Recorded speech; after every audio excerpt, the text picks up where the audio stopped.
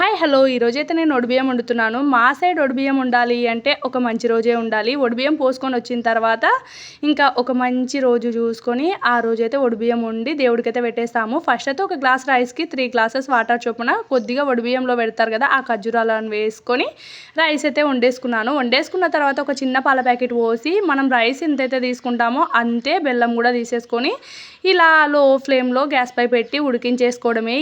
ఈ ప్రసాదం అయితే మాత్రం ఒడిబియ్యం అనే కాదు, ఏ దేవుడికి ఎప్పుడు పెట్టాలి అన్నా చాలా సింపుల్గా అయిపోతుంది. అలాగే ఏ ఫెస్టివల్ రోజు చేసినా సరే చాలా గ్రాండ్గా అయితే ఉంటుంది.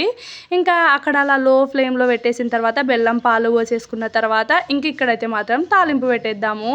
తాలింపులోకి అయితే మాత్రం మంచిగా గీ వేసేసుకొని మన దగ్గర ఉన్న డ్రై ఫ్రూట్స్ మొత్తాన్ని వేసేసుకోవచ్చు. నేనైతే మాత్రం ఇక్కడ బాదం కాజు ఉన్నాయి, ఇంకా ఒడిబియ్యంలో పెడతారు కదా కొబ్బరి, ఆ కొబ్బరిని వేసేసుకొని ఇలా పెట్టేసుకున్నాను. స్వీట్ అయితే మాత్రం అద్భుతంగా ఉంటుంది. ఇలా దేవుడికైతే పెట్టేస్తే ఇంకా మనశ్శాంతిగా ఉంటుంది. ఇంకా మీ సైడ్ ఒడిబియ్యం చేస్తే ఎలా చేస్తారు, అలాగే ఏమి ఒడిబియ్యం వండిన రోజు స్వీట్ చేస్తారా లేదంటే హాట్ చేస్తారా అనేది అయితే కామెంట్ చేయండి. ఎందుకు అడిగానంటే కొన్ని సైడ్లు అలా చేస్తారు కదా.